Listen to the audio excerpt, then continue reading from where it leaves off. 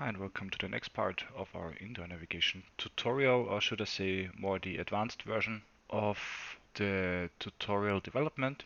We're just trying to enhance our existing solution because of your feedback in the YouTube comments. Thanks for that, by the way. We'll just do two major things today. First of all, we'll work on the line, on the navigation line, how to adjust its height. And as the second part, we'll be adding a second floor, and I'll show you how to move between the floors and have various targets on each floor. Please note that this is just a basic second floor or just a basic enhancement. Feel free to extend the solution like every time, and if you have any questions, feel free to leave them in the comments, or if you want to have further videos and more features, you can leave a comment too, and we'll try to enhance the outcome of this video in the next video with a more profound solution. I'll just show you how you can easily do it for prototyping and for testing, and the next video we'll just refine it and do some more polishing, and we'll see that all the indoor navigation stuff is rather easy. So nevertheless, let's get started. I just had a few adjustments based on your feedback, so we'll just have the game and the scene windows separated for a better overview. And well, basically we can just start with the last scene, the sample scene continued. Just have a look at the navigation mesh. It's still there. We can just bake it to make sure everything is working. The settings are here. Here are the agent settings. And then I'd say let's get started. So first of all, have a look at the line, the navigation line. It's down here. We're just adding a new panel. And how do we call it? Line options panel would be sufficient because we just want to place all the line options here. And we'll just drag and drop the toggle line visibility button, the navigation target dropdown beneath this panel. And as we see, the minimap is slightly overshadowed, so we have to change the order of which the UI elements are drawn, that the minimap is always on top. Let's adjust the panel. The height, just play around a little bit with the values. Let's say 800, that looks pretty okay.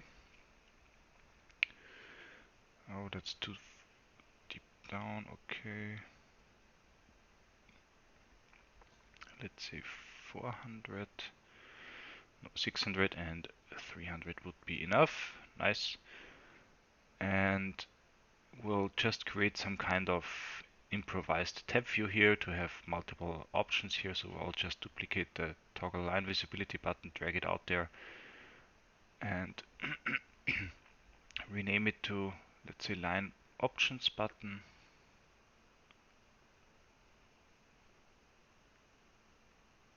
Okay, just placing it here and on the left. Well, that was too far down. Okay, 720 and I don't know, let's say minus 320. Yes, it's not perfect, but it will do. Rename it, show line visibility. No, show line options, yes, that's better. And remove the onClick method. And we'll add another one and just setting the panel active. So game object set active to true. So every time we click this button, the panel or the tab should be visible. Okay, just as a short notice, I renamed the toggle visibility method in the set navigation target script because there was a typo. Its earlier name was toggle visibility. Haven't seen it in the last video, so I just changed it, and it more or less broke the connection. I'll just show it here you go, and line 57, toggle visibility with double G and a double O. And within the editor, we have to change the toggle line visibility button method to toggle visibility. So everything's working now. We can show our panel and the line visibility will be toggled. Just duplicate the line options button and rename it to, what would be a good name for that? Let's see, line debug button. Well, we just use it for debugging, so I guess that's okay. Move it to a little bit to the right. That was way too much. And yes, I don't know, let's say 30. Rename the text to show debug options. And you may have guessed it already, we'll just duplicate the panel now, have a second panel here, and we'll rename it to debug options panel. Let's call it debug options panel, doesn't matter at all. And within the line, yes, debug options button does make more sense. And within the debug option button, on click method, we'll just set the line options panel to inactive and the debug options panel to active. Game object set active and true. And the line options button will have a second on click method where it just sets the line options panel, the debug options panel, sorry, to false. So we can basically switch between those panels. That looks good. As always, if I talk too fast or if you can't keep up with the speed here, feel free to pause the video. I'll just run the editor to check if the switching is already working. Show debug options and line options. The objects in the hierarchy do switch, but we don't see it in the game window because the items, the child objects are still the same. So we'll just delete both and add a new UI element, the text mesh pro, and call it line height.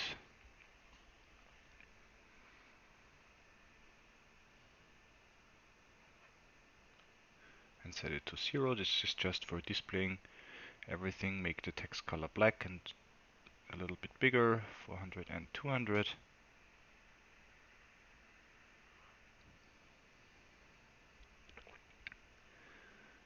And place it where is it? It's over here.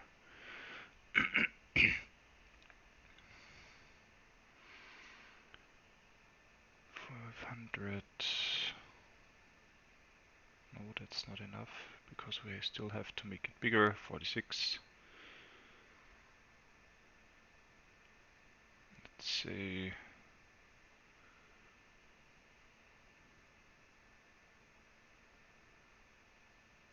okay, we want it to be more on the left side.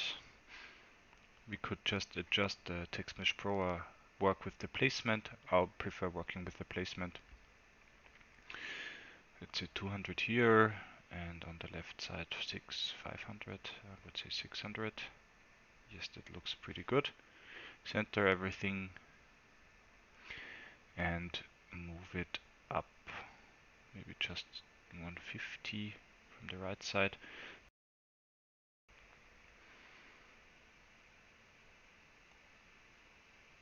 Yeah, this does look good.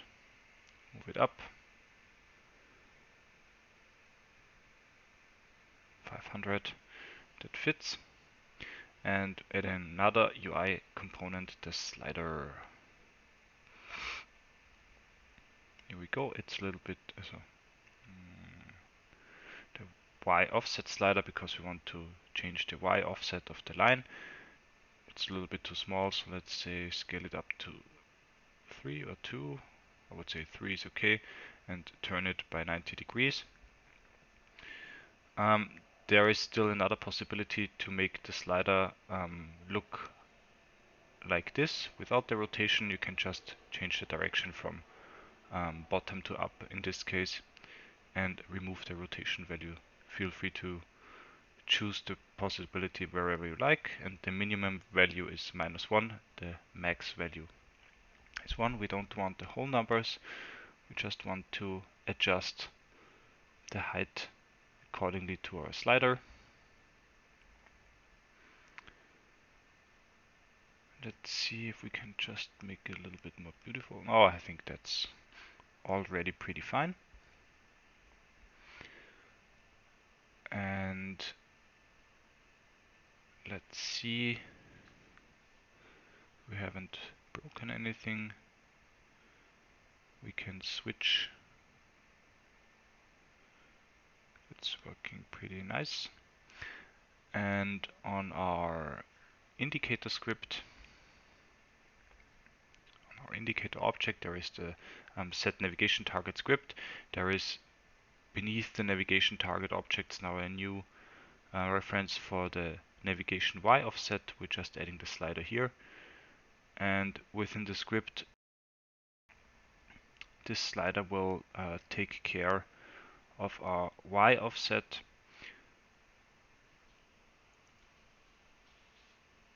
This works because here in the update method, between the line position count and the line set positions, there is a new line vector 3 calculated path and offset with an add line offset method. And this add line offset method just checks if there is a value. If it's 0, we can just use the calculated line components, and if it's not 0, we'll just add the offset to every point that's calculated, but only to the Y direction. So we can just change the Y of our calculated line, and then we'll set the line renderer positions to this new vector 3 array, and we can basically adjust our line height. This does work because the line renderer just has an array of positions and is not bound to our nav mesh navigation. So here we are. I would say we'll just check it out from the living room to the main entrance. Click on play.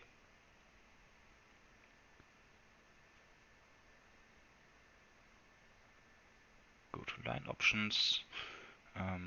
Check the main entrance. Here we go. There's the line. And we see that it's on more or less 0, 0, 0. And if we just switch to our just adjust the view, so we can see it better on the debug options. We can just raise the line with the slider here or move it down. And the first thing we see is that when we move the line down, it will go beneath our floor, and it's no longer visible on the minimap. So we'll just take care of this now and change the floor accordingly, so we can freely move the line up and down without having to worry that it's not visible anymore. So in our environment, we'll just duplicate the floor cube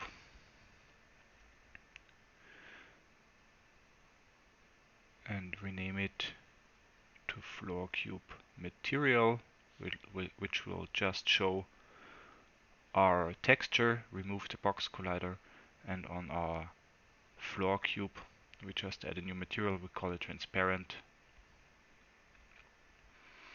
Standard shader rendering mode to transparent. We use the standard shader a few times here, and remove the alpha, change the color to black, no metallic, and no specular highlights and reflections. That should basically work.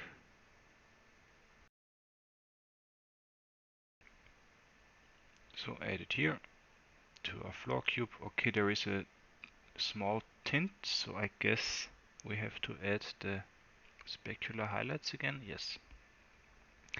It will be tinted anyways, very lightly, but that doesn't matter at the moment. And we'll just move the floor cube material one down. We could also move the walls a little bit further down, but that's not that important at the moment. And let's see if everything is working. Main entrance, we'll see the line. We can move it up and down. Well, that basically works pretty well. We can adjust the line now, the line height, and already have the first point of our list checked. The only thing that's not working is that the text is not changing. I have a small script which is called set UI text, which will take care of that. I'll just add it to the, where should we add it? Let's try to add it to the text itself.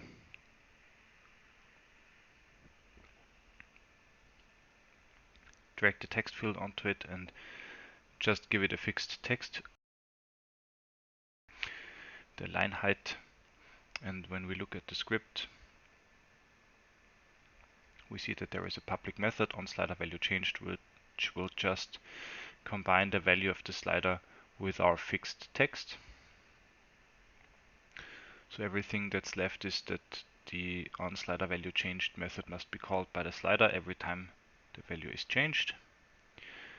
And I guess we should move this component to the debug options panel.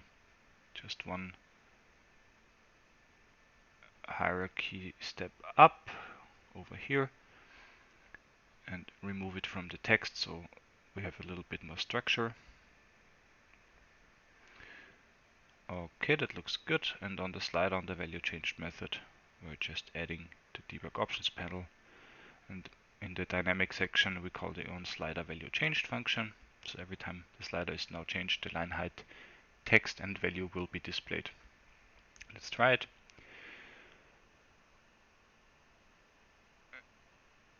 Generate the line, select, I don't know, main entrance, and now as we change it, the minus is not in the next line, but that doesn't matter at all. Here's the minus. It's basically working, and for debug options, it is sufficient, I would say. So that's our slider and the level of our line. And in the next step, we'll just try to add a second floor. And let's have a look at the environment, because we see that there is a minimap and so on and so on. And for our second floor, we just have to switch floors. So we we'll create a new button for our, let's say, tab view, and we'll call it the floor options button, which will enable us to navigate between the floors. We'll just add a new panel, duplicate the debug options panel with Ctrl D, or click on duplicate. No, and move it up here. Okay. Rename it floor options panel.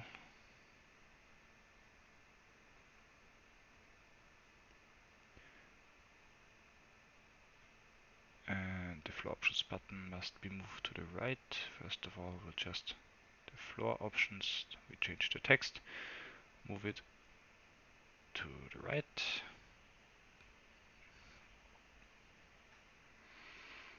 I don't know, 360 maybe. It's looking good. And changing the debug options button to 20. Yes, okay. We can leave it like that. And now every button needs a reference to a third panel, the floor options panel. Game object set active false here. On the line options button we'll do the same. Floor options panel, game object set active is false. And on the floor options button we'll just set the debug options panel to false and the floor options panel to true. I know that some of you would rather solve this with a script which manages the various states of the panels, but in this case it's pretty easy to just add the onClick methods, and I think it's also very easy for people who are not that familiar with the scripting part, so I'll just stick to that. Feel free to suggest any changes within the comments or on the GitHub repo. We'll just continue like this now.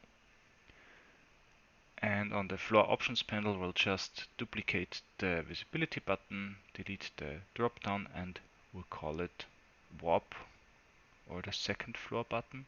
Second floor button will be okay. And the first floor button, just to move from floor to floor. Move it a little bit down. 150. And change the text to first floor. Warp to first floor. And warp to second floor.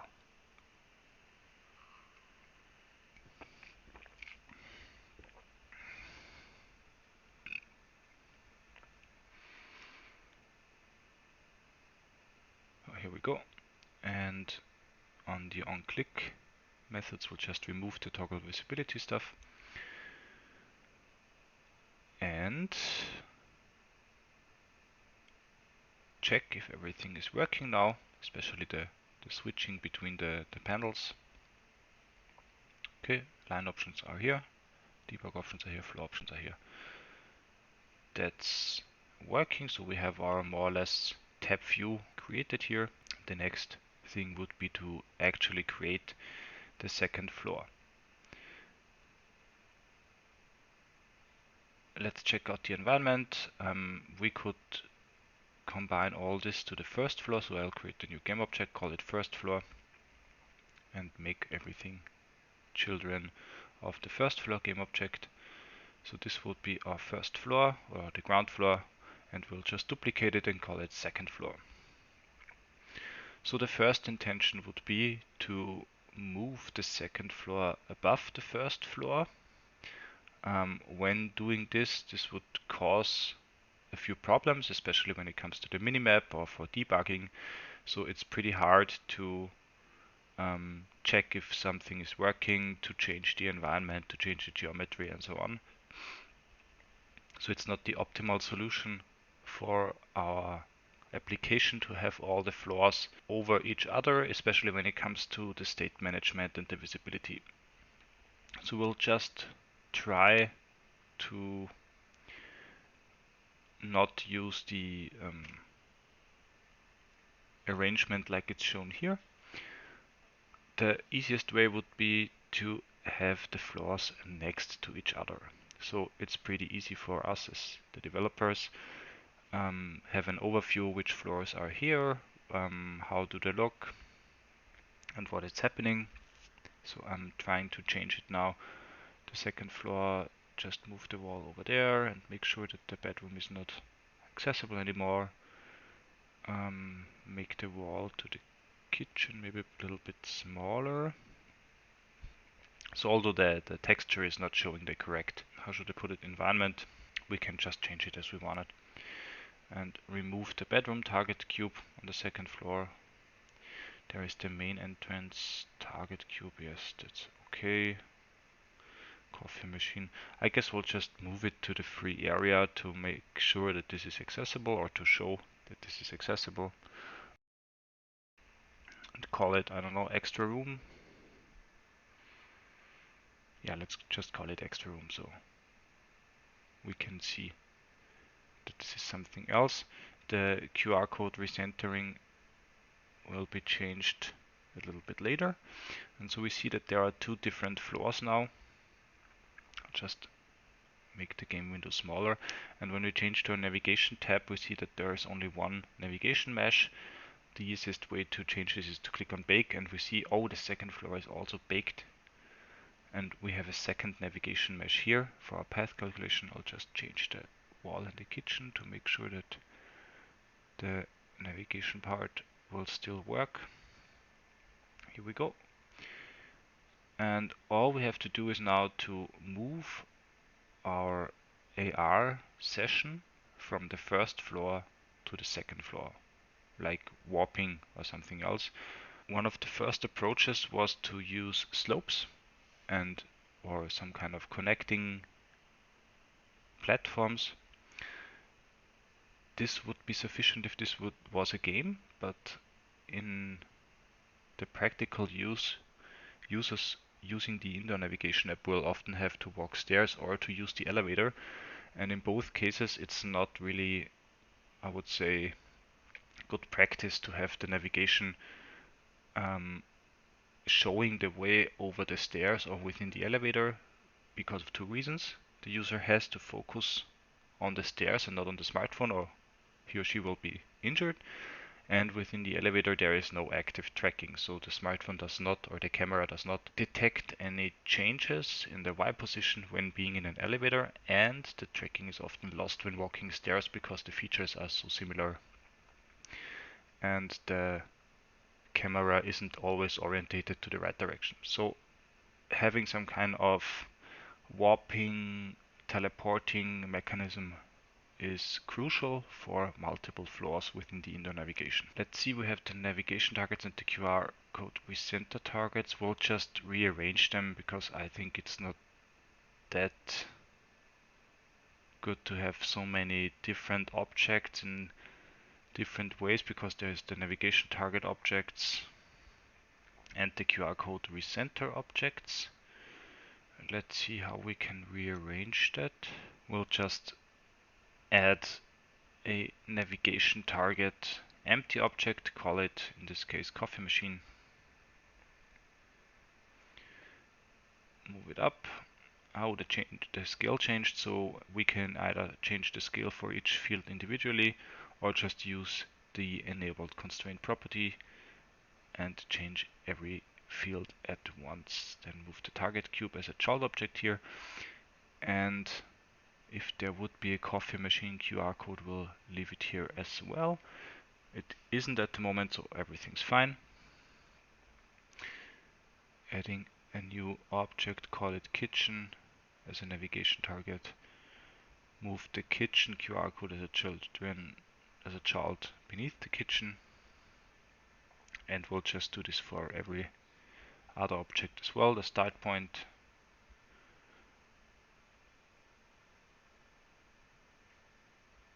change the position to the QR code and then make the QR code child of the start point.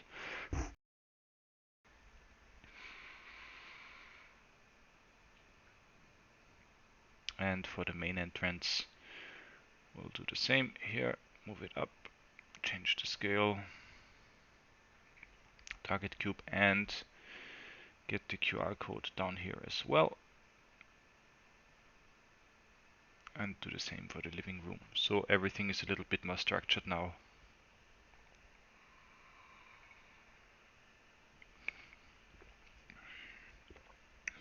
And we can delete the QR code navigation target objects.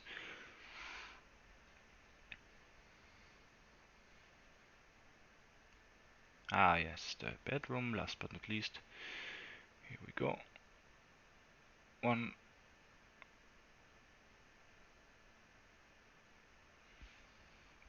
That would be our navigation targets.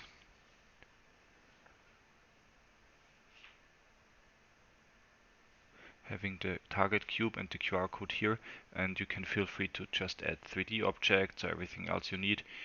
Or for instance the images, the tracked images for AR Core. We'll have a look at that in a future video, and we'll just do the same thing for the second floor. Rearrange the navigation and the QR code targets to have a little bit more structure.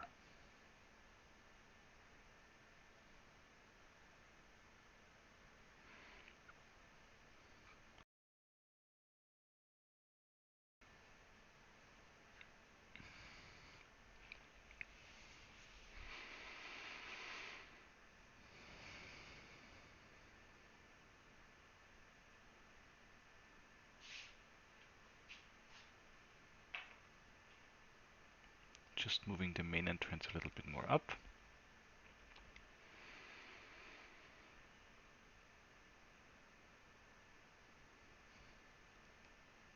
Here we go. Changing the scale. Nope, not of the cube. Whoops, sorry, my bad.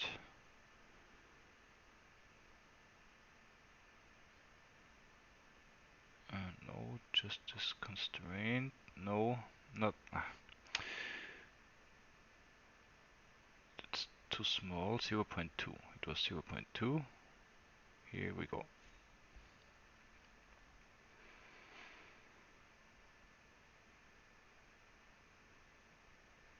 And we don't need the other targets here.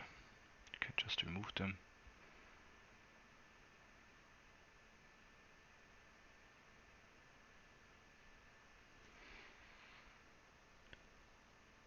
So this is our second floor where we have our main entrance and the extra room. When we now check out the QR code recenter, we see that there is already an object called main entrance and main entrance QR code. This is for the first floor. And when we look at the code, we see that the QR code recenter target always works with the name of the QR codes.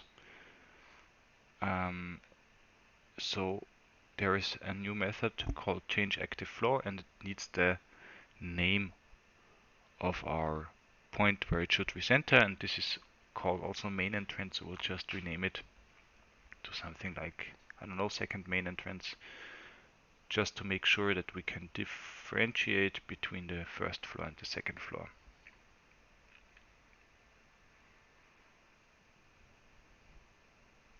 Here we go. And we'll just add it now to our navigation targets and the QR code recenter. So here we go, kitchen is wrong, second main entrance. Adding the second QR code, so this will be our point where we'll be warping when recentering, just using the mechanic that we already built. And at the indicator, the set navigation target, we'll just add two new targets. One is the second entrance and the extra room. So extra room, and adding the extra room target cube here, and the second main entrance, again with the target cube. So that's the basic setup, while using everything we already implemented in the tutorials for having our floor change.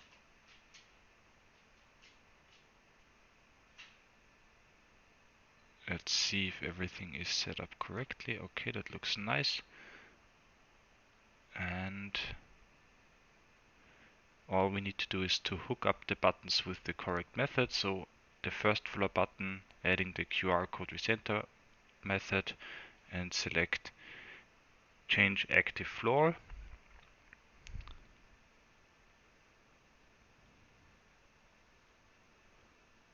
And on the change active floor, we just need the name of the floor entrance to tell our recenter script where we want to start when entering the next floor. So at the first floor, we just want to start at the start position, and this is called start point. Right here, start point. There's also a way to solve this via script, but to keep it simple, we'll just do it like this. Start point QR code for our recentering with the QR code recenter. And the second main entrance is used in the second floor button. On click, adding QR code recenter. Change active floor to second main entrance. So clicking the buttons does instantly warp us to the next floor on our decided starting positions. Let's see, I think here, change active floor, set QR code with center target, just using everything we've done before.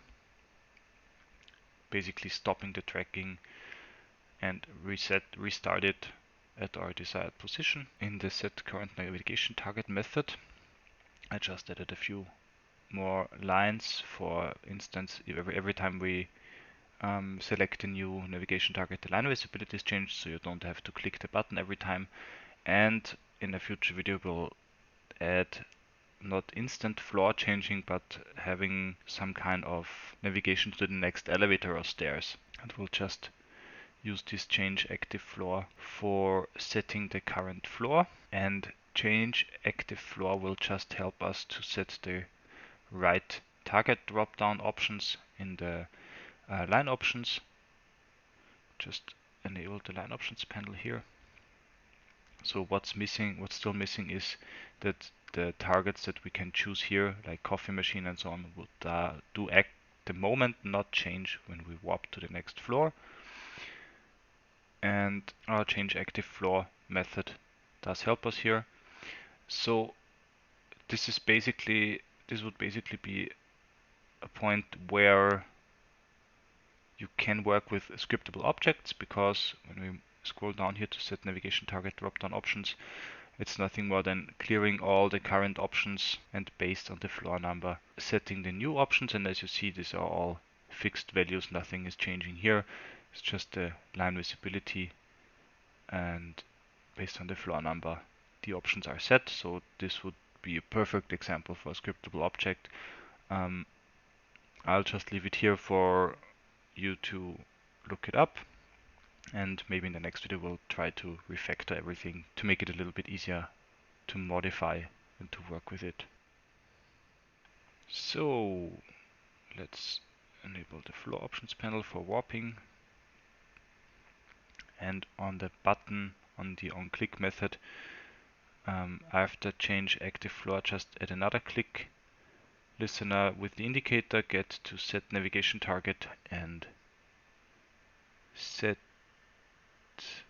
change active floor and set it to the according floor number. In this case it's 1 for the first floor, and on the second floor button doing the same, set navigation target, set change active floor to second floor, just to have the right options for navigating on the selected floor. Let's see if it's working.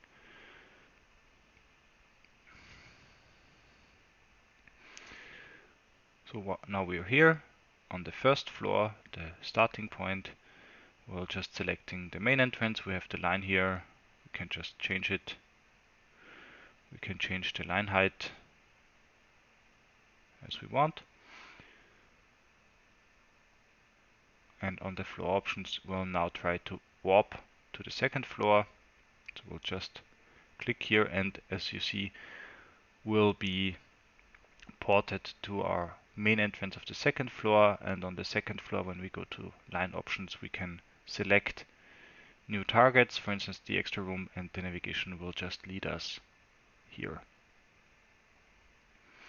Again, when warping back to the first floor, we're on the first floor again and can select our navigation target.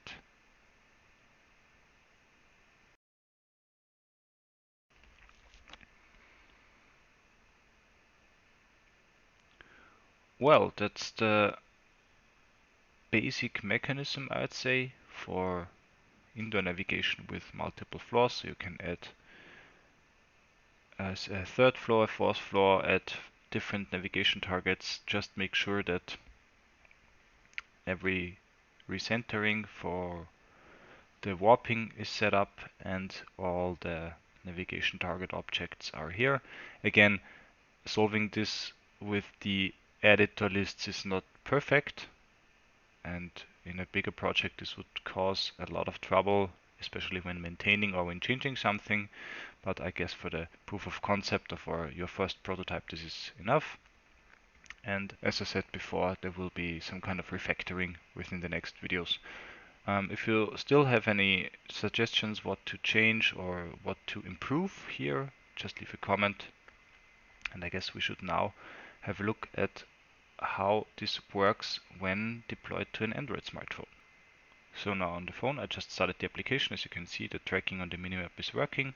I'm clicking on show line options, selecting the main entrance, and as I'm walking towards the main entrance, the minimap moves along and I can see, okay, the line is correctly displayed. There's a little bit of an offset here because the start position was not correct, not 100% correct. In the debug options I can adjust the line height, so I can move it to the floor. And as I walk around, you see that the line is pretty stable. And now we see that the walls are a little bit too high up, so the line is visible too much. On the floor options, I now want to warp to the second floor. I'll just turn around, making sure not to stumble upon anything here.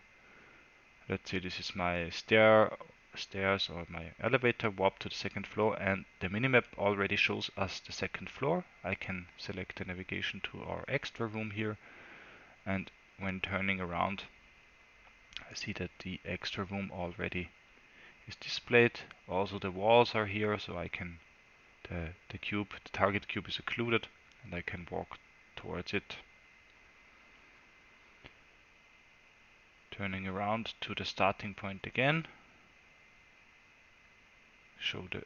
click on show floor options, warp to the first floor, and here we are again at the first floor, selecting the main entrance, and when turning around I see the line a little bit offsetted because recentering with QR codes or tracked images would be more sufficient here, or would have a better impact on the accuracy. But all in all, that's working, and all I have to say is thank you for watching. Please like and subscribe and leave comments with all kinds of improvements and so on. Thanks and see you soon. Bye.